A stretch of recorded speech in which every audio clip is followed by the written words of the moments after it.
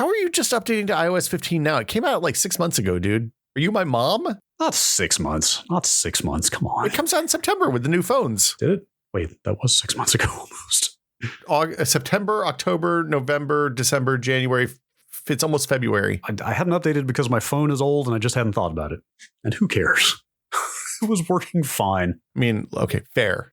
Look, now you can FaceTime and share your screen with people. It's very exciting. Oh, well, I can think of all kinds of uses for such a feature. Look, my daughter loves the thing where you can watch a movie and it synchronizes with the person you're on FaceTime with. If I had a social circle of 8-year-olds there. Well, look, you got to aim the camera up at the ceiling and then you'll just sit there on video. Like, can you imagine like when I was 8 years old, if I had a way to video call people like from Star Trek, it would have blown my mind. And these insolent children just aim their iPads up at the ceiling and all they see is like the ceiling light and a white ceiling. They don't know how good they have it. Yeah, they don't appreciate this stuff. Okay, enough of all that. I have bigger Apple news. Oh, yeah. You hold on. AirPods Pro 2 coming now. You got rumors. You got hot leaks. Why are you stealing my thunder? What? MacBook has landed. Ooh, you got it? In Memphis, Tennessee.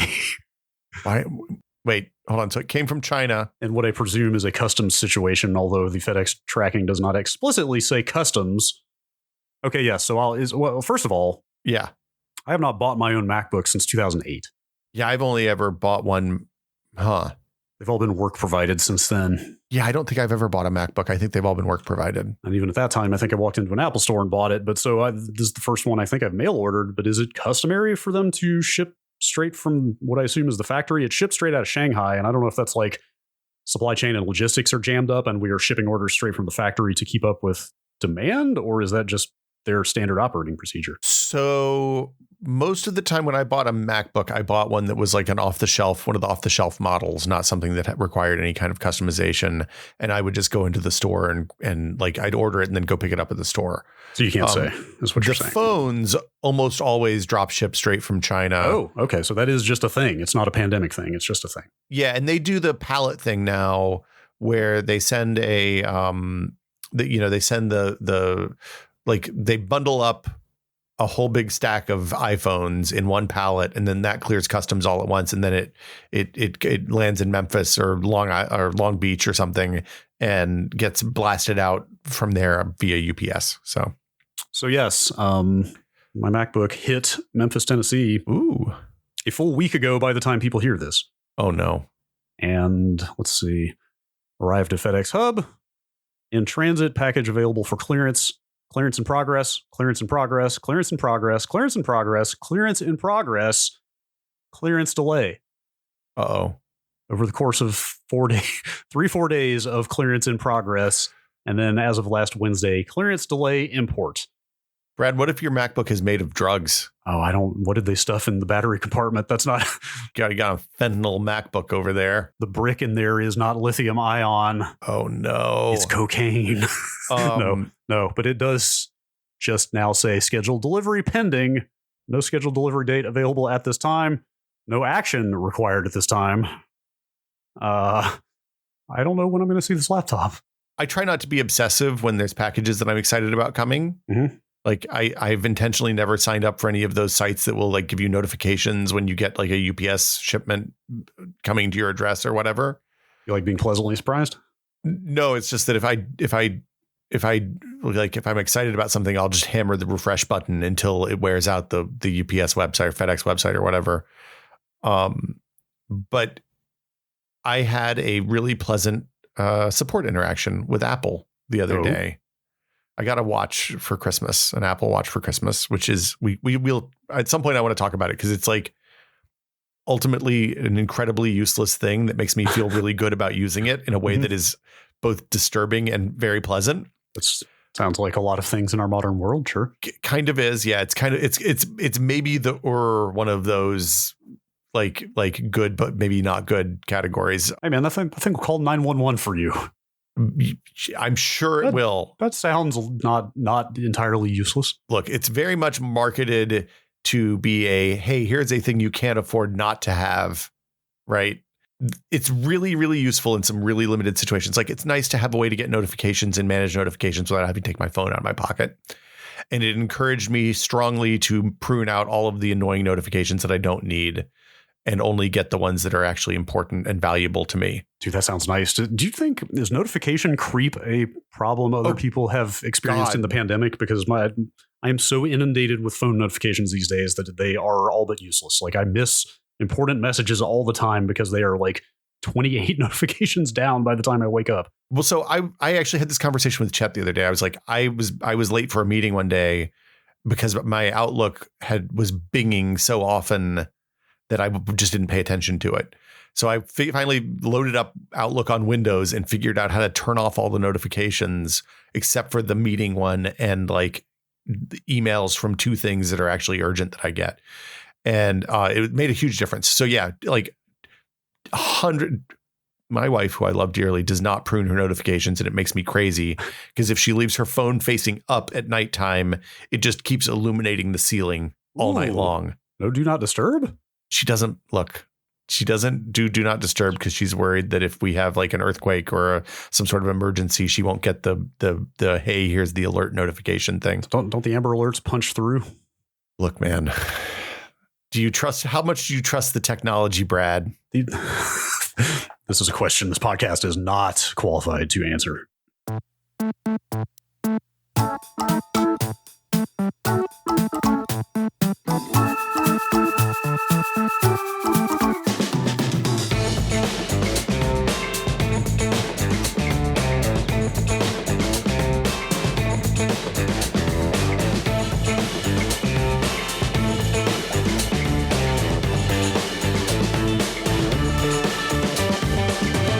Welcome to Brad and Will Made a Tech Pod. I'm Will. I am Brad. Hello. Hi. So to close the loop on my Apple support story, I got the wrong size wristband for my watch. Oh. And when I called them I had a chat interaction entirely in iMessage, which is weird. Huh. But like there's verified iMessage tags for Apple support, and you get a little thing that's like, it has a little seal on next to it. And like at first they were going to make me come into a store. I was like, I can't come into a store right now. They're like, okay. And then they figured it out for me. It was very nice. And they sent me a new wristband and I sent it back the next day. And it was like the most seamless thing. So shout out to Apple. At any time, did you thumbs up one of their iMessages? I ha-ha'd one, but it was, I'm going to go ahead and like basically they said something. I thought they were joking and they were like, oh no, I wasn't joking. And at the end, like I didn't get the response I wanted at first. And I literally said, hey, like, I understand you can't do anything else about this, but I want you to know I'm like, this is not a positive outcome for me. Like, and that's exactly what I said. Like, I was like, this is not a positive outcome. And they came back like 3 minutes later, like, okay, we escalated you. Thank you so much for not yelling and being rude. Dude, I think you have discovered the magic incantation that gets 100% results. It has a 100% success rate in support interactions. Well, I mean, it kind of felt like that, right? Because it was very much like, hey, is this the magic? Like, is this the magic word? Is not a positive outcome what they're looking for? That's what it is. It's not, to be clear, I'm not talking about being nice to support people, because you should always be nice to support people or anybody in a service role.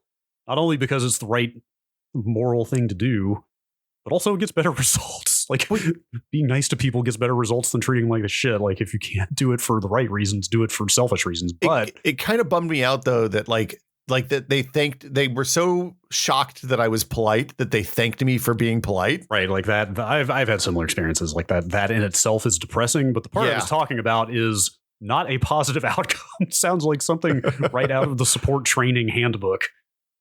Yeah. Like, so anyway, try the not a positive outcome technique and let us know how it goes for you. You may very well have been putting the fear of God into that support person by uttering that phrase. I'm sorry. I didn't mean to hurt them.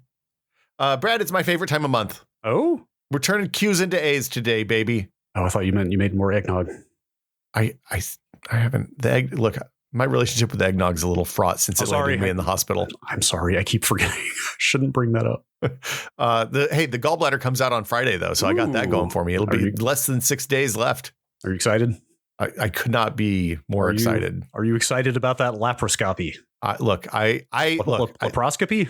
laparoscopy. I don't know. I'm not the one to come to for pronunciations, it turns out. But I did ask the surgeon if we could like double up and like I have some shoulder stuff that's going to need some work at some point. I was like, well, I'm out. Can you just, jam out the shoulder thing? He's like, he looked at me like I asked him if I would like amputate a toe for him or something. Anyway, we're turning Q's into A's. If you have questions, you can send them via email, electronic mails to techpod@content.town. Or if you're in the Discord, if you're a TechPod patron, one of the fabulous 3,000 people who support the show, you can go to the Q's questions into answers channel and post your question there. I'm glad you pivoted straight into questions because I was going to say that the jumbo economy bundle of surgical procedures sounds like exactly the kind of dystopia we're headed for. Look, I have to have an endoscopy to get a stent, the bile duct stent out, which is funny because also I've blocked enough people on Twitter that I've been getting stent ads for the last few months. God. So like when he was like, hey, we had to put a stent, I was like, oh, what brand did you use? You use a Novotech brand stent, or did you get one of those Stentopolis ones? We have to start the questions, but if for no other reason than I already have like 5 potential titles for this episode. I can't juggle them all. Well, I asked if we could just do the colonoscopy at the same time. He's like, no, you don't want that. So anyway, here we go. All right. Questions, answers. Yes. Thank you to everybody who wrote in. I will start with this question from Gage 006. Is tech boring now? What was the most exciting release of 2021? Wait, do you think Gauge 006 is a reference to James Bond or a wire gauge? It is Gauge 00. Well, that's not spelled like gauge. There's no U. That's GAGE, which I think is a relatively common name. Yeah, GAGE is a common name. GAUGE is like the size of a pipe. I think I read there like a demon child in a Stephen King novel was named Gauge. I forget. Was that Pet Sematary? Probably. I'll say yes. I mean, hang on. Now I have to know before we. Okay, I'm sorry, I got it. GAGE is the child who comes back from the dead in Pet Sematary. Moving on. There you go. I don't like the weird thing about 2021 is like the stuff that I was the most excited about got delayed. Yeah, so, I guess real quick, just to refine this question. I mean, they did say what was the most exciting release. So I guess they are specifically asking about products that hit the market and not just like headlines in a general sense. I think so. Like I kind of expected 2021 to be the year that like new consoles got readily available, but that didn't really happen. No. I mean, you can get a Series S pretty easily if you want one these days, but Series X or PS5 are both still pretty hard to find, although better now after the holidays than they were before, it seems like. Yeah. I needed a Series S in late November and I kind of just went and bought one. Yeah. I when I was in Palm Desert in September, I was sitting there and I got a notification that Target had them in stock like 3 miles from me, and I just went and picked one up. It's a nice little console. I for the TVs that I have, it's fine. Yeah. So yeah, like I was excited about Stream Deck. I was excited about Playdate. Both of those got pushed into 2022. Mm-hmm. The phones last year were kind of incremental, I think. Yeah. Like I'm sure I've said this at some point somewhere before, but like phones are so not an event to me at this point. Like the phone has fully just become a necessary appliance that I don't think about anymore. Like the role of the phone is just to be there and do what it does. And like a new one's going to come out every year and I'm not going to care until I feel like the old one is slow and clunky enough, phones. I just don't know what else phones could do to be exciting again. For me, there's two things that happen with the phone. One is that I always like Gina's phone is an instant upgrade for us just because she takes most of the pictures in the house. And like, that is the one place where there are non-incremental upgrades every year. That's fair. If you do take a lot of pictures, that makes a lot more sense. Yeah. And like the addition of the stuff that like the night mode one was the last big one, but that's gotten substantially better every year. And we take enough pictures in low light that it turns out to be really useful. Like you can, like I have taken pictures in what seems like almost pitch black to my eyes now with the last year's iPhone. That is very cool. But yeah, like for me, the phone is my main work computer a lot of times. And it's basically like, oh, it's $1,000 a year for my main work computer to be the nice one. That seems like a good, in reality, it's like $500 a year because of the way the annual thing works. But anyway, yeah, I don't know. It was a weird year. Like for me, the PS5 was the most exciting thing I bought last year, tech wise.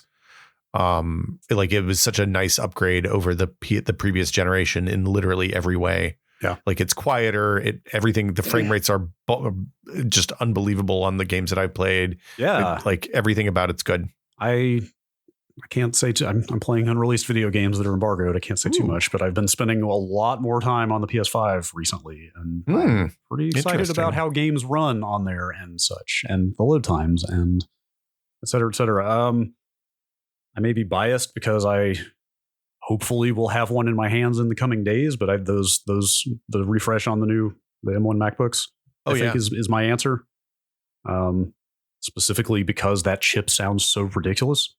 Like everything about it. I mean, if you go out there and look at like the convergence of like compute power and thermals and battery usage and stuff sounds like magic. Like it just doesn't sound like it should be possible. You know, it's like you go out there and see these benchmarks where they're like, hey, we ran like an Adobe Premiere encode that put every core at 100% and it didn't even tilt the fans up. Like, and it still ran for another 8 hours or something. You know what I mean? It's like things that should not be possible out of a computer, especially a laptop. Like it just sounds like it goes forever. It's faster than anything out there. It's wild. Literally better in every way is the story. Also, like when I was speccing that thing out, I mean, you know, Apple upgrade prices are exorbitant, of course. Yeah. So it was like, I think it was $400 to go from 16 to 32 gigs of memory. Did it come with anything else? Did you get like a bigger SSD at the same time, or no? For that 400? No. Bigger SSD is a separate surcharge. Like they're all. But anyway, like I didn't really have a need for 32 gig anyway, but I was still kind of staring at it. But then I was reading like the way that thing, the memory interface on that thing. I don't know a lot of the technical details, but it's like the memory interface is such, and the SSD in it is fast enough that it's able to cache to the SSD that is like some pretty good significant percentage of the memory speed already. Oh, that's interesting. And so like apparently it's swapping to this super fast SSD so much that like the amount of memory you have is actually not quite as consequential. That was my understanding. The thing I was going to say is that at least on OS 10 for x86, the OS 10 handled smaller amounts of memory better than Windows does typically. Yeah. So like my 8 gig MacBook Pro from like 2013 or 2014, whatever year I bought that, is always felt faster than my 16 gig 2-year newer Razer laptop. So, right. So all the anecdotal info I could find says that this M1 paradigm has only increased that kind of memory efficiency. Yeah. So that's very exciting. The niche stuff was really good last year too. Like I bought one of those Elgato face cams.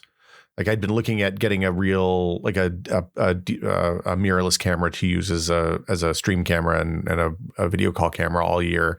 And then those things came out for $200 and are fucking awesome. Like really, really good. You don't need an extra capture thing to make them work. And is it USB? It's a USB-C. Yeah. Okay. And it uses their cam link. It uses basically the same hardware as their cam link. So it's basically, and it's a Sony sensor with a fixed focus lens. So it's a lot of glass for that thing. And I use them for streams and for video. I'm on one right now. Are you saying that it comes with a cam link or it uses cam link like hardware that's built in? The cam link hardware is integrated on the camera. I see. Okay. I didn't know that thing was mirrorless. That's cool. Well, I mean, it's not, it is a not webcam sensor. It's a real camera sensor with pretty good optics on a fixed focus lens. So it's like a cheap mirrorless basically. Okay, that makes sense. I mean, that's what, a lot of the like Sony and Canon level mirrorless cameras that are actually technically like nice point and shoot, like actual photography cameras that people are using for camera. Those are mirrorless, so that's like kind of in the same ballpark. Yeah. Okay. What else you got? That's some stuff. Let's see here. How about say something. I have to find here we go. I found a question. Joshington. This one's more for Will, but how do you maintain such a great big beard? Oh, do you use anything to keep things in check? I mean, it has to be pruned regularly and watered. What did you putting some Miracle Grow on there? What's your beard food of choice? What are you talking about? Miracle Grow? I get the phosphates and the bone meal straight on there.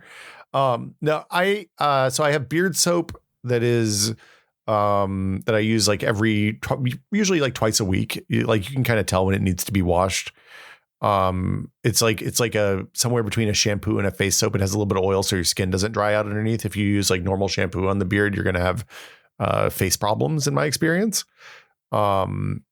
So yeah, getting a beard soap, it's like a cube of like hardcore. It smells like, I don't know. It smells like dude smells. It's like sandalwood and eucalyptus oil and stuff, I think. And then I do alternately oil and a little bit of wax. And then I have a brush. Like it gets combed. Sometimes if I want to like buff it out, I'll put a little stuff on it and brush it in with like a boar bristle brush. How do you trim and shape a beard when it's as voluminous as yours? Are you using like some kind of upside down Floby situation to maintain the shape? Like, what are we talking? That would be nice. In the before times, I would go usually like once a month to the barber and get them to do a beard trim. Ooh. Which is like, I don't know, even in San Francisco, it's like $15 plus tip. So it's like a good 20 or 30 minutes and they just shape it up and kind of even out any places. These days I wash it, I comb it out. And then once it dries, I get in with a pair of clippers and I just freehand it and I'm real careful not to get in too far. Okay. The trick is the chin part doesn't require as often trimming as the sides. Like the sides get real bushy if you let them just grow. And I don't like that. So, but yeah, the oil keeps it from getting all frizzy and super duper bushy. It's kind of like conditioner that just doesn't mess up your skin underneath your face. Would you say everything you just said also applies to somebody like me with a much closer cropped beard? Or are there variations there? I mean, you could do the shampoo if you want. I don't. When my beard was the length of yours, I didn't find it necessary to do a lot of like. I just used face wash because it didn't last long enough to get dry and crunchy like it does on the ends of the long one. I think you could do a little oil or a wax or something to put a little shine on it if you want. You know, I like a shiny beard. I still think of, much like my long hair, I still think of this beard as temporary. Well, I mean, me too, but mine's been around since like 2009 at this point. So I don't remember what my face looks like anymore, Brad. It's kind of weird. Your beard is a permanent resident now. My daughter's never seen me without a beard. She's 9 years old. Well, now you can never go back. Yeah, I know. She when I threaten to cut it, she gets real nervous. So yikes. Yeah. Let's see. Question from Little Jackal. It's often fun to hear folks recount their old war stories in hindsight. The recent Log4j vulnerabilities ruined a lot of folks' holidays this year, for example. Without breaking any NDAs, have either of you ever had an all-hands-on-deck multi-day work emergency in your careers you can talk about without bringing up old trauma? Huh. Like, I wish I had a better answer for this. Like, working in publishing and media. Well, like we didn't have a lot of like technical moving parts that we were responsible for, so it was not necessarily something where we could break something we had to fix. We had a couple of Max, like every once in a while we'd lose like a big multi-page ad at Maximum PC at the last minute, and then we'd have to scramble and come up with a feature or something that would fill those 4 pages in the middle of the magazine. Sure. But those weren't like all hands on deck. That was basically like one person would go and make up usually we'd steal a feature from the next month or something like that, and you know, somebody would write it up and then somebody'd have to edit and lay it out and all that. Yeah. I did one time fuck up the mail servers at when I was doing IT for the University of Tennessee. Like I did a notes or domino upgrade that went bad and had to restore from backup. And like I inherited all that from the person who came before me. And I don't think that they had ever actually tested that the backup system worked. They'd never actually done a restore and had to, like, the first restore failed and the second restore failed. And I ended up staying from 6 p.m. until I got it back working again at about 6 a.m. And I ended up leaving work that day about the time people showed up for the next day. And then missed a day, or were you expected back? I told them I wasn't going to be there because there was nothing. Like if they had told me to sit there, then I would have been able to just go take a nap in my office. But like, I was like, I'm not going to be in any shape to do work today. So sure, that's fair. I think I've alluded to this before. It's probably fine. This is maybe how oppressive the environment was that I'm still afraid to talk about this. I think there is a pretty decent chance that one year at GameSpot, I rsync all of the embargoed assets for all of E3 to the live website. Oh boy! Like a day or two before E3 started. Oh boy! It was fine because there was nothing pointing to any of it. It was just files. Yeah, it was just on FTP. It was just your end and a bunch of screenshots of embargoed games sitting there that if any people had the direct links with the full file names, they could have pulled up. But because the file names were enough of a mess. Nobody ever found anything, but it's because being in the previous department there, like speed was the ultimate mandate, right? Like that was full on in the days of like GameSpot versus IGN. Like everybody's got to be first. And because of that, I ended up learning a lot of website backend stuff, or enough to be dangerous to get things done faster, because we had like I don't know about, well, I guess you were in print and then you went to tested, so you probably skipped the phase of web publishing where you had a human production department that put everything together for you and posted it to the website. Yeah, we never had that. We went straight from no website to movable type. Well, okay. That's not true. In 2001, we had a production department with like a designer who you handed off copy to, and she would do the layout. Like she would do a little bit of HTML on it and then put in what was I'm sure a phenomenally expensive like Atoms type backend CMS thing that was like a closed source proprietary thing we paid for, I'm sure. That was exactly the situation at GameSpot. And we literally had a production department. It was only 2 or 3 people, but you literally you wrote up your stories, you like put the screenshots in the folder and stuff, but then you sent it off to them and they built the pages. Yeah. And then you'd like QA them and make sure they were good and then tell them, okay, press publish or whatever. So like I learned enough of how to do that stuff to circumvent that process so we could get preview stuff up faster. Like late at night, like in a hotel room a couple days before E3, like trying to push one thing live. I think I pushed everything live that we had loaded in. And like, I probably, if that had been fully cracked open and all those screenshots had leaked, I probably would have lost my job. I don't know. We had a handful, like when we started doing the website at Max PC, a lot of PR people didn't really realize that we were doing a website yet. And so we would have like print embargo, like we would always have print embargoes, but we never signed NDAs. And like we just as a publication didn't do NDAs because we were like, look, we haven't broken it. We've literally had never broken an embargo.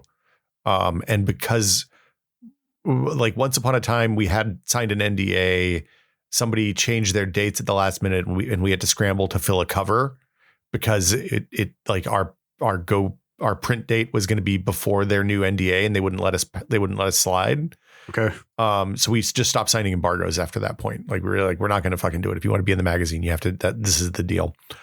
And we had a couple of situations where somebody would give us a print embargo, but their web embargo would be different because they knew like, and they didn't communicate that to us because they didn't realize we had a website. And like, we had a couple of those that were kind of bad, but that was just like, hey, unpublish it or apologize and forgiveness, not permission.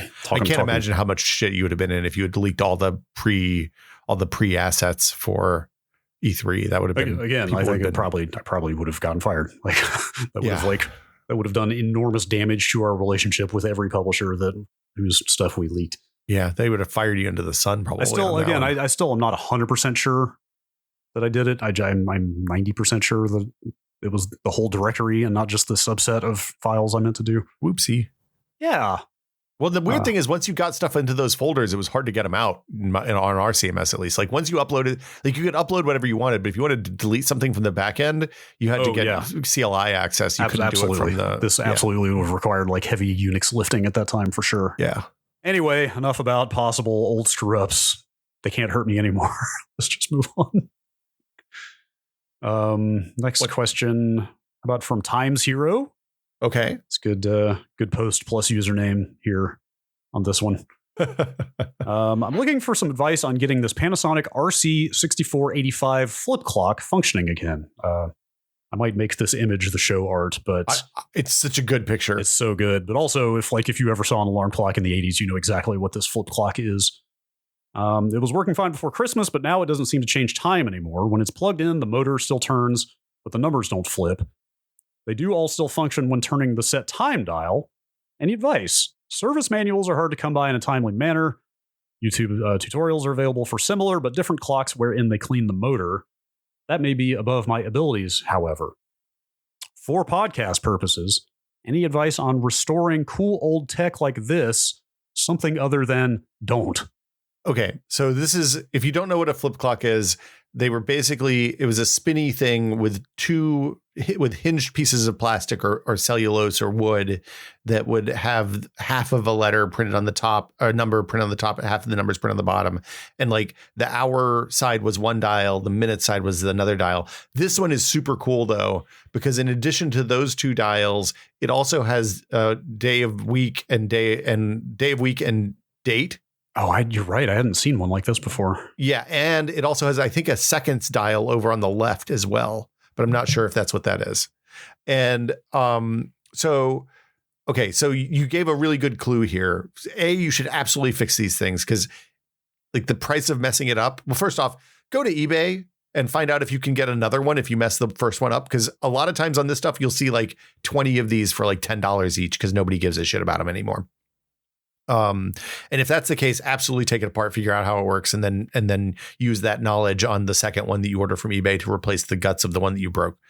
The dial turning, the time setting working, but the motor not turning when the motor still turns when it's plugged in, to me says, hey, there's something wrong on the gearing between the motor, the mechanism that turns the dials between the motor and the mechanism itself, but not from the time dial side. So you can look at how the time setting side is working and then go back in and extrapolate from there to figure out what's going on. My question is, does any part of it work? Like, is the day turning over? Is the seconds dial working? Like, is it that the motor isn't providing enough torque to actually flip the doozits anymore, the dials? Like, this is such a cool one too, because it has so many different bits and pieces. So did you see they posted a picture of the fully assembled clock? Yeah. It's also a top and bottom one. That's a big one.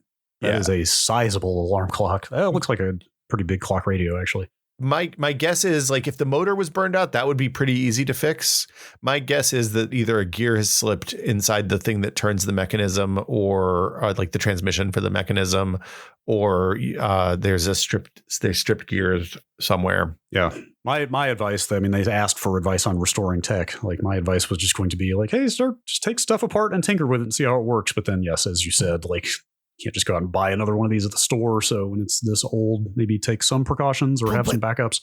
I mean, this is a perfect example of a thing that I bet there's not such like this happens with consoles, like where when I was 25, you could go to every flea market in the country and buy NES cartridges for $1 each at every flea market or antique store or whatever in the country. And now they're collectible, so they're much more expensive.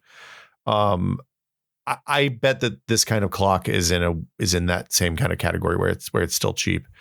The other option, if you're not comfortable with that, is almost every small town has a clock repair place, and I would call them and see if they fool with this kind of clock. They may just do older, like more mechanical mechanisms than non-electric. But if they don't, I bet they'll know someone who can fix it for you if you're afraid to take it apart. Yeah. It's got a cool retro. I mean, obviously, it literally is retro, but like it looks cool. It's got a nice aesthetic to it. This clock it's chunky and wood paneled. It just has like they make such a good hum too. Yeah, like it's the little hum of the motor is just a all the time. Let's see. Next question. This is a quick one from Simply Bagel. 27-inch or 32-inch monitor. What do you have? So these are, I have two 27. Yeah. So I think I have decided that for now in my life, 1440p 27-inch is like the sweet spot for monitors for me. So I think it's pretty much the perfect combo. You split the difference of what I have, because I have two stacked vertically, and I have a 1080p 24 that's a really high refresh rate one down bottom that I play games on. And then I have a 4K 27 up top. Okay. So early in the pandemic, in the interim, I grabbed a very cheap 1080p 24-inch. Yeah. And thought like, this is fine. 1080p is a good standard resolution, whatever. And started to get a second one of those, and then circumstances aligned that I could get bigger ones. Yeah. 1080p 24 is not enough. It's not enough. The combo works pretty well for me because I can put 4 1080p windows up on the top monitor and use it for like stuff I need to keep open all the time, like Teams or Discord or whatever I'm working on. But then the bottom monitor becomes essentially a full screen. Like I hardly ever, like right now I have our call and our show notes open on half Z windows on the bottom monitor, but most of the time it's full screen apps only on the downstairs. Sure. I assume we're probably just going to get to a point where 4K is the default in monitors. I mean, it's not close. I guess that's probably another 5 years plus away. I mean, maybe, but like aren't we eventually, like how the default monitor was 1080p for so long? Like, aren't we just going to get to the point where like economies of scale on 4K panels and et cetera, like that's just going to be the thing that's out there? I mean, that pixel density is the thing. The nice thing about 4K is that 1080p scales up really easily to 4K for games. Yes. Yeah, like 1440. I mean, people haven't done the math. Like that's true of 720p to 1440p. Like that relationship is true there too. Not that there's a lot of 720 stuff out there at this point. Did you see the thing? Like I was a little skeptical about 1080p games, but I think I've come to the point where I'd prefer to have frame rate than resolution. Yeah. Do you mean on consoles? What I'm talking about on PC even. Like I'd rather have 144 frames a second than, but there was a thing on Digital Foundry when around the time Forza Horizon came out where they were talking about 30 frames they were preferring 30 frames a second with motion blur. With like the good motion blur turned on to 60. And I cannot endorse that. I'm sorry. I thought it was crazy, and then I tried. I was like, this is okay for a drive. Maybe for some games, sure, but not a driving game. I mean, I'm bad at that driving game, so I don't know. Anyway, I tend to go with speed, frame rate over resolution. Yes, I absolutely. Is the only argument against 4K for me, I guess. I absolutely am in the same boat, and it actually makes me wonder. I mean, I'm still on a 1080p TV, but I definitely know people personally who have nice 4K TVs, but love frame rate. I would rather have high frame rate on my console games, I think. Right. So what is going on in those people's minds every time? Like, because this is happening over and over that you get a Series X or PS5 game and your choices are 4K 30 or 1080p 60. Like, are people just biting the bullet and doing a quarter resolution on their nice fancy TV to get the frame rate? Like, probably what I would do. The scalers are pretty good. Like going from 1080p to 4K upscale, just even on a standard upscaler, is pretty good these days. Sure. So probably okay. Yeah, I don't know I wonder what scaling solution the consoles use actually. Like NVIDIA only added integer scaling for 1080p to 4K last year to their drivers, or maybe late 2020. Like it hasn't been around that long. Anyway. I mean, and just to be in integer scaling, this one means that you're basically turning every pixel into 4 pixels. Right. And there's no fuzziness. No fuzzy blending going on there. Yeah. Just a linear upscale. Anyway, it's pretty far afield of the basic question of 27 or 32. I'm sticking with 27 for, like, put it another way, I don't think I would want a 4K monitor until I could get it in a 27-ish inch range. Like, I wouldn't want to go bigger than that if I could help it. The 27-inch 4K is pretty good, and it like I use it at the 1.5x scaling in Windows. That's probably the bigger thing, actually. I know Mac OS handles this well, but like Windows and Linux desktop environments, like UIs need to get better at scaling to 4K. Windows handles it very poorly still, even in Windows 11. Yeah. Like I'm moving windows between the bottom monitor and the top monitor. Sometimes stuff is way small on the big top monitor. Sometimes it's really huge on the bottom monitor, and there's no rhyme or reason to it. Yeah. It is after using Mac OS, because I like when I was writing more for Tested, I would just use my Mac laptop plugged into a 4K monitor, a 1x DPI monitor, and it handled it so much better than this does. So, all right, question for me before we move on. Okay. Is it crazy if, I have 2 identical monitors. Yes. If you had 2 monitors that like you like the size and resolution, but there were like 3 different things about their feature set that was so much of a pain in the ass to deal with, is it crazy to get rid of those monitors and buy other monitors at the same exact size and resolution to not have to deal with those? Get rid of, do you mean put them in the closet and forget that they're there? Or do you mean actually sell them and make them leave your house? Yeah, probably yes, the latter. Okay. If you sell them and make them leave your house, I think it's okay. Okay. Because I assume you're talking about like what you'll end up paying $100 more or something. Yeah. Yes. Like this is a thing that annoys me just generally. Like nobody reviews stuff in a way that they like explore the UI. Even like kitchen appliances. We were talking about this. Like we have to buy a new microwave oven that goes above our stove, and nobody is telling us whether the controls for that are sane, because nobody does good UX on kitchen appliances. It's crazy. Like, how do you pronounce the everybody's favorite monitor and TV review site? Is it RTings, RTings? You know what I'm talking Ratings about? Is how I always said it. Is that what that's supposed to be? I assumed. Okay. I thought they were just bad at picking the vowel to remove from the early 2000s I feel like nomenclature. If that was supposed to be a cheesy, like, you know, Silicon Valley, let's remove the vowel kind of situation, I don't think it quite comes across personally. But no. Anyway, probably was the domain that was available though. Yeah. Anyway, like I hadn't actually thought about that until you just put it that way. Like, you were so right that, like, on sites like that for displays, for example, they are so exhaustive about, like, using industry standard, like, color and luminance measuring tools to tell you everything you could possibly want to know about the quality of the color and light coming out of the screen, and completely gloss over the fact that, for example, these monitors have auto input switching that can't be disabled, and, like, that ruins my workflow when I'm trying to use multiple devices on these things. Or, for example, that these ASUS monitors, for whatever reason, don't work with MacBooks well or at all. I don't know why that is, but like, there's so many people out there after I got these things and couldn't get rid of them that I found, like, yeah, my MacBook just doesn't output to these things and I have no idea why. And, like, nobody's been able to figure that. It's like, if I had known these things, I would have looked for something else. Well, and like, so sometimes you can get a special firmware from the manufacturer that fixes these specific problems if you call them and complain. Wait, what? If it's a common enough complaint, they'll have a one-off firmware that you can put on the device occasionally. Or they'll have like a admin, like they'll have a higher level menu that you can go to flip stuff off. Should I call ASUS? Do you know anybody at ASUS? You should just call their support. Like, I was going to say, normally I would say call the people, but with ASUS, good luck, man.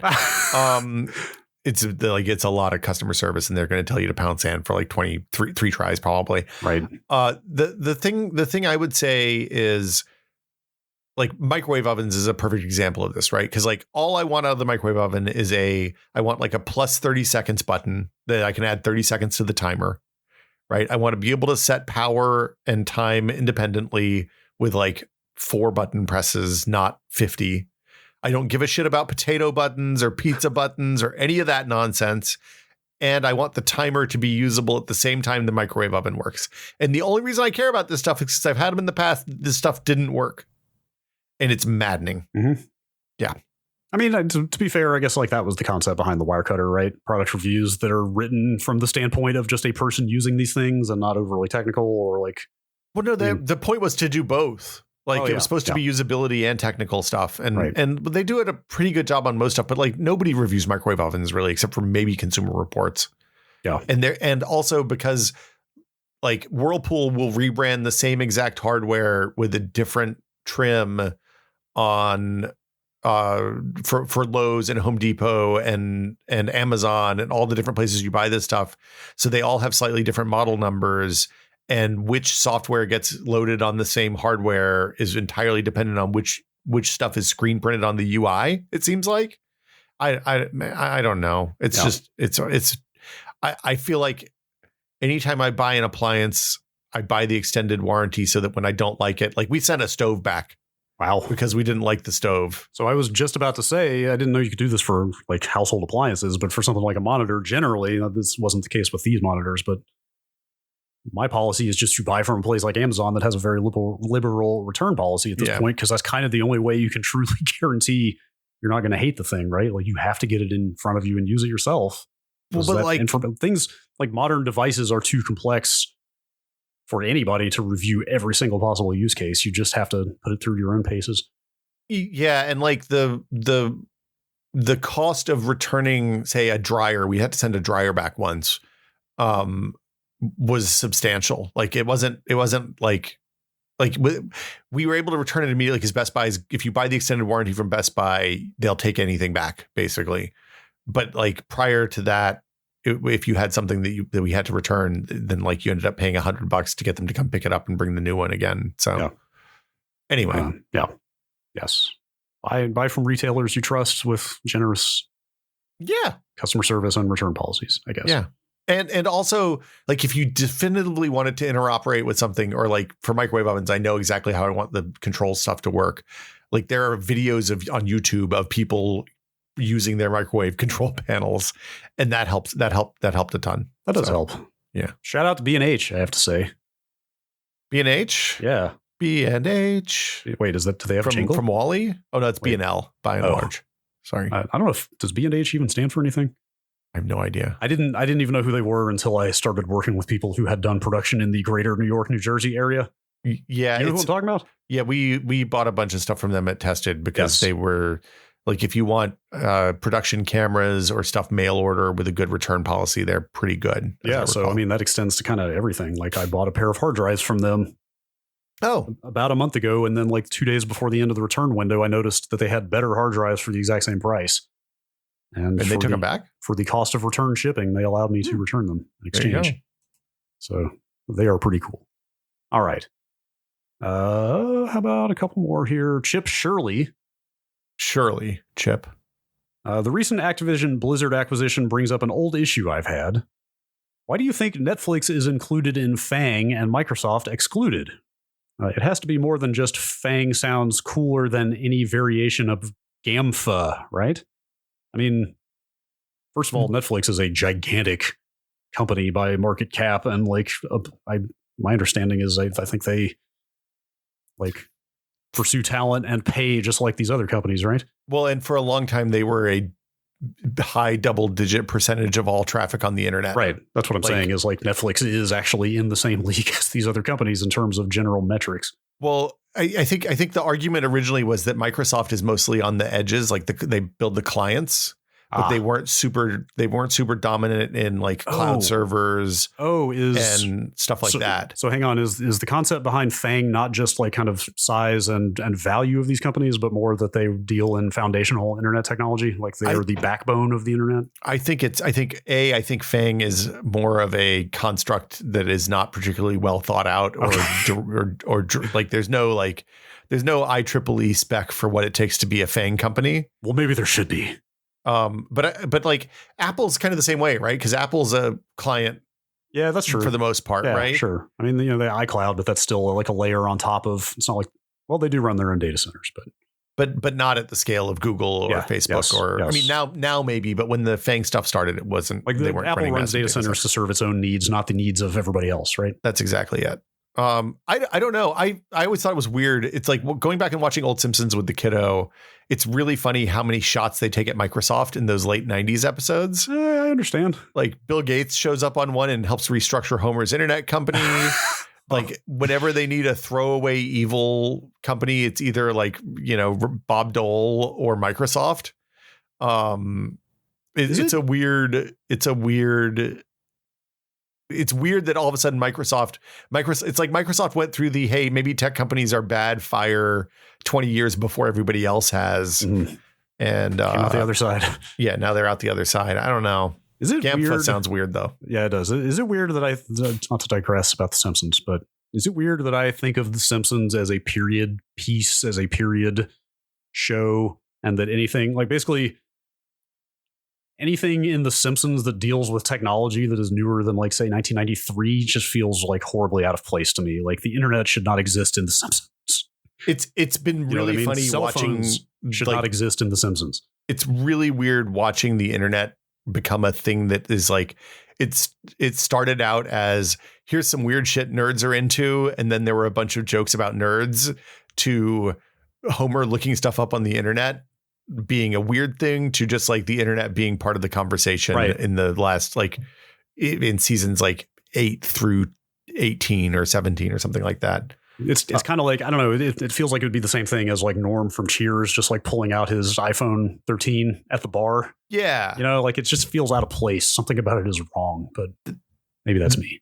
That would be, we watched an episode yesterday that was, it was like, I remember these, I don't know if I was primed enough for the absurdism of like a season 12, like the season 12 and season 13 high points. Because it was just the episode where Flanders and Homer's wives that they accidentally married in Vegas can't come back to Springfield and find them. Huh. And it's just, the whole thing is just super, super absurd and really, really like shockingly dark for like, yikes. for like late 90s, early 2000s Sunday night TV. I was gonna say I think I had tapped out a good bit before that. Like this, we're definitely as we get into like season 12 and 13, we're into the ones that I have seen once versus the ones that I recorded on VHS in college and watched obsessively.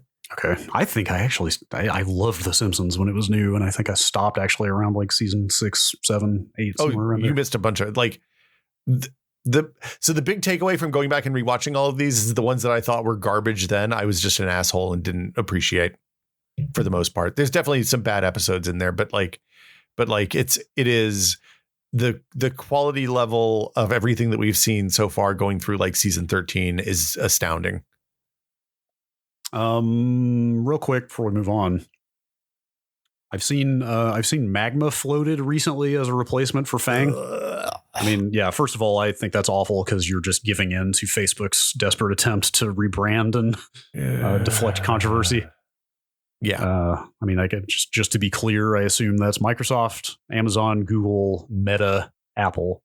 I'm sure. Yes. Which, what does that say about Netflix? Why can't it be Magman? Here,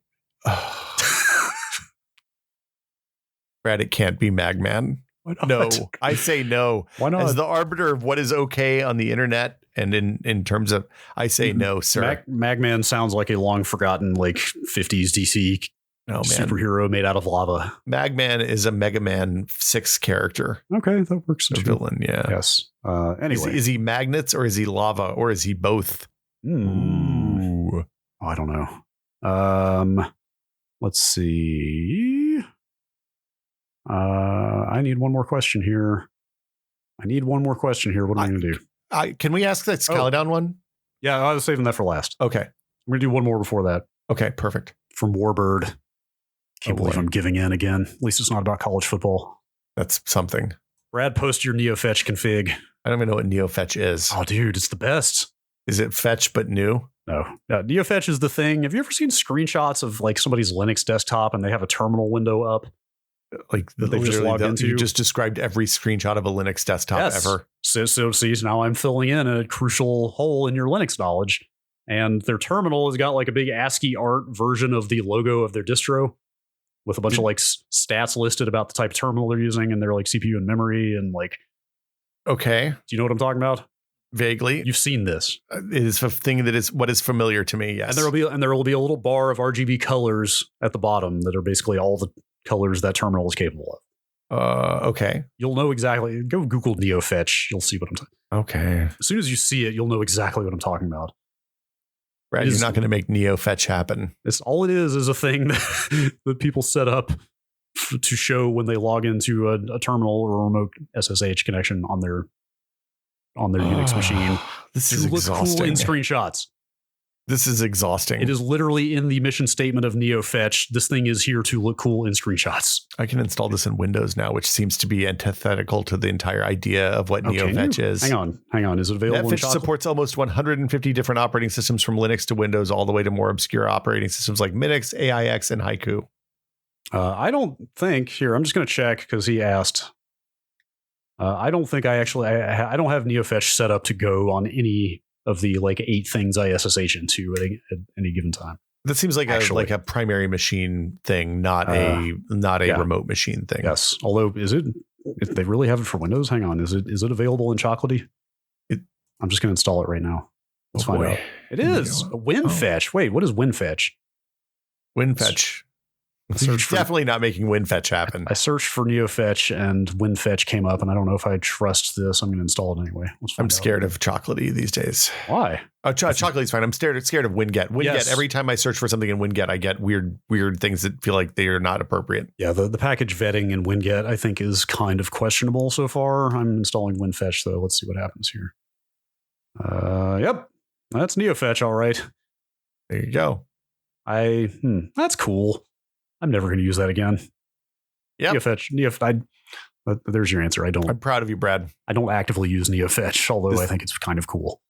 Okay. You know what is fun? What's fun though is to go through it and just like, oh, you know what? You could actually just script this. Now that I think about it, I went on GitHub at one point and looked in the source to see what distros they have ASCII art for. Oh, And you can tell it at the command line to show you whatever distro's ASCII art logo you want. So if you want to see Ubuntu or Arch or so it's a software of lies, is what you're telling me. Mint, yeah, you can make it look like any OS you want.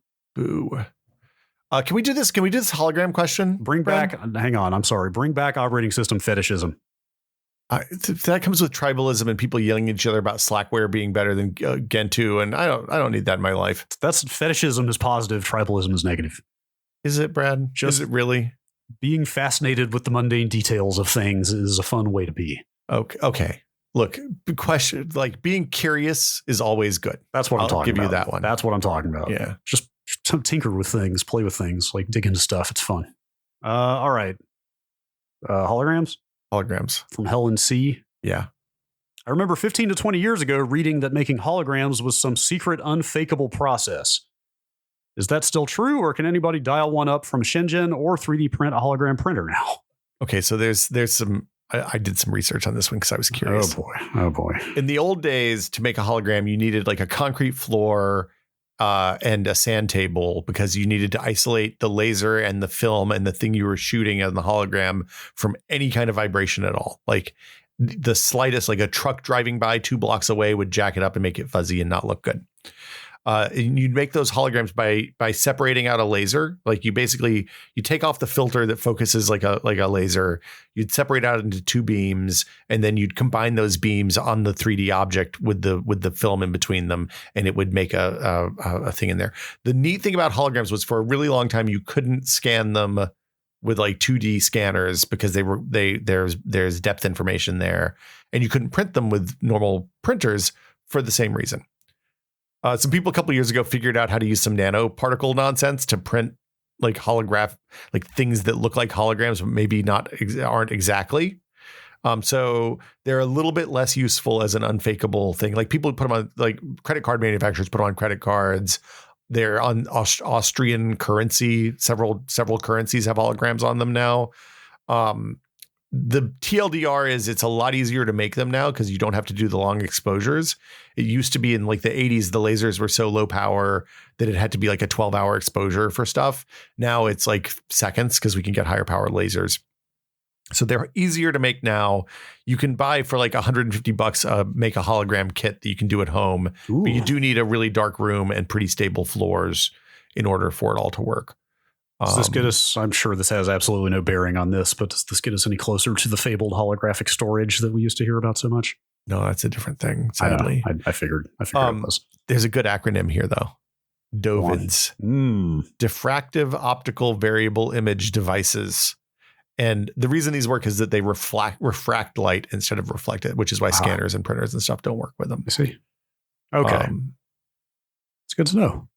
But also you can, if you have a hologram, you can send it off someplace and get it replicated onto like spools of stickers and get the stickers made in quantities of, I think, 10,000. So, it's a $1,500 setup to get one made. Yikes. Yeah. So it's not hard. Not hard, but not an impulse. Yeah, it's not something you do on a whim, but if you wanted to put a hologram on a product that you were selling for money, it's not out of the question. Right. Like that is business investment territory. That's not like goof on your friends with an embarrassing hologram territory quite yet. I would say $10,000/$1,500 startup cost is firmly in the realm of Kickstarter goofs. Yeah, so I was gonna say you could like crowdsource among quite as like several of your friends might get it down. Yeah, if you wanted to get like something really funny put on a hologram and you had 500 friends, you could make that happen probably. Oh, yeah, definitely. At that point, sure. All right, last question from Kaladin. This is such a good idea. Why did we not think of this? It's a brilliant idea. Can we get a podcast topic suggestion channel for folks to upvote? Think of all the time savings for thinking of new topics. This is, dude. Yeah. Galaxy brain business here. Right? How did this... Should it be a channel or should it be a thread on the This Week's Episode channel? I was going to say there's things that there are products that people use for this service, including like lots of game development, early access game titles, which I've been paying a lot of attention to lately. Use Trello often for this. Mm-hmm. The other one is there's a couple of startups that do like this as a service that's not like Trello is kind of like a development, like a workflow. Roadmap kind of thing. Yeah, like organizing sprints and stuff like that. There's some that are outside of that kind of realm now, and I'll look at. I'm looking at them for day job stuff, so maybe we'll set one up for us too, and we can do some. We can double whammy because I like this idea a lot. Yes, for sure. I think we should just put it right there in the Discord. Yeah, but I don't know how we would do the votes in the Discord. Like, how would we limit the number of posts? Emotes? How would we like reactions? I mean, we could do reactions. I don't know. Maybe we need like a two-phase process where people nominate stuff and then we move the nominations into a relatively locked channel and give a thread per nomination or something like that. I mean, because I want people to be able to talk through it, because I feel like if they can talk through it, it's going to give like we'll quickly realize whether there's enough meat there or not. That's fair. Yeah. I don't know. Much to think about. This is a fantastic. Some version of this will manifest. To be continued. I kind of put this question in because I want people to talk about it and on the Discord. Yeah, even ideas for how to implement this idea would be great. If people have things that they've used internally at like companies and stuff for this, love to hear that. Yeah, we would love to hear that. Yes, for sure. All right, that's it. No more questions. I mean, there are more questions, but we've reached the end. We're going to save the rest. Yeah. This is, as always, Brad and Will Made a Tech Pod is a 100% listener supported show. So if you would like to find out how to support the Tech Pod and join our fabulous Tech Pod patron community in the Discord, you can by going to patreon.com/techpod. As always, we would like to thank all of our patrons, but especially our executive producer tier patrons, including Andrew Slosky, Paddle Creek Games, makers of Fractured Veil, David Allen, Jacob Chappell, James Kamek, Joel Krauska, Octothorpe Bunny Crimes. That's written out now. It's not just the hashtag sign anymore. No, really? They made it official? They made it official. Oh, that's great. And Twinkle Twinkie. Thank you all so much. But also it's the end of the month, so we want to thank our associate producer tier patrons as well, including Andre M. Burke, Arthur Geese, Dan Brockman, Dave Yulian, David Fan, Graham Banks, Jad Rita, Jason Nealand, Jay Maybe, Jorge Pereira, Josh Klein, Julian, Mike Bell, Nathan Phelps, Ryson, Sanchit Kumar, Steve Lynn, Terry Cox, Thomas Shea, and Wedge. Thank you all so much. Thank you. We really appreciate it. Yes. And everybody, like it's so nice. I've been so busy post game launch that I don't spend as much time in the Patreon the Discord as I used to. But when I do pop in, I learn something every single time, and it's one of my absolute favorite places on the internet. So I had an interesting experience. Oh, what happened? I bought more Mr. RAM. Oh, because that PlayStation Core is going to work fine on 1, but it'll be better. But it's going to work ever so slightly better on 2. Yeah. Anyway, I bought it from a very I alluded to this before. I bought it from a very boutique Mr. Part Maker. Okay. Who has a website that looks like it's from the late 90s, and he takes orders directly to an email address. And then you PayPal the money or Venmo the money or something. Yeah. Anyway, I talked about it in the Mr. channel on there, and then apparently somebody else went and put in the exact same order I did. It's for an older model of RAM, I should clarify. Okay. It's for a model of RAM that you really wouldn't buy for a standard Mr. setup these days. Is this just to match the RAM you had? Oh, it's a 32. The RAM you need for the PlayStation Core, it doesn't need to be big. It just needs to be there. So I accidentally ordered 228 meg sticks. So I just put my second 128 meg stick in. So you're fine there, but all you need is the smallest possible RAM. I think it might only use like a few hundred kilobytes of that memory, I think. I'm not 100% sure, but wow. It's for latency and timings. It's not for capacity. So anyway, I guess this guy, when this other person on our Discord put in an order, said like, hey, why is there all this interest in this old RAM model again all of a sudden? And apparently I had directed a number of orders for this old part that he doesn't even make anymore to him. I love it. It was a fun little, and then I talked to him about it. Oh, that's cool. He thought it was amusing. It's really nice to have a place to talk about weird stuff and have people that know about it and are interested. And bunch of every channel is its own boutique little niche community about a thing. Yeah, exactly. So, and everybody's welcome. You can find out again more by going to patreon.com/techpod. We, as always, really appreciate the support. And I guess we'll be back next week. We have a Patreon episode coming up too. So we do. Yeah. Probably more questions, I'm hoping. Maybe. I think it might be time for a project check-in. I've been so busy. I've got stuff piling up around me that I haven't had time to work on in my spare time. Yeah, I don't have. We'll have to think about that. I'm doing a NAS rebuild. Yeah, I gotta do that.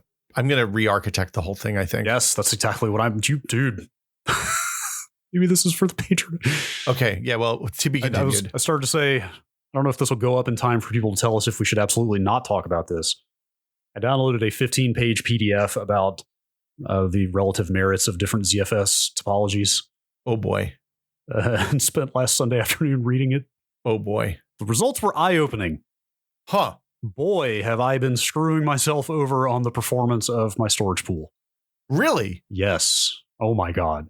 You have no idea. Okay. To be continued. Let me tell you the good word about striped mirror VDEVs. Oh, really? Uh-huh.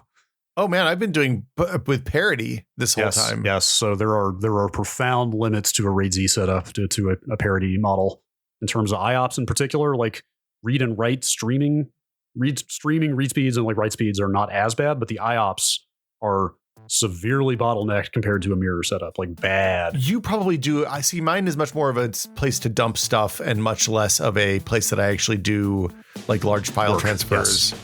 But since you're doing video work on yours, it probably matters a lot more for you. And audio. Like, yeah, and I've got this like crazy fast network connections to my NAS. Like it is literally all the storage in my PC. I don't keep like big storage in my PC anymore. So wow.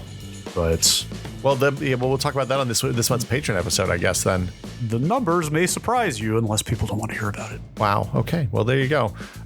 We will be back next week with another episode of Brad and Will Made a Tech Pod. Maybe something new and exciting next week. We'll have to see. Right? Maybe. I think definitely. I'm feeling pretty confident this time. I'm gonna say definitely. Okay. 100%, barring anything weird happening. So yeah, we'll see you all then. Have a good weekend, everybody. I just waved at the camera for no reason.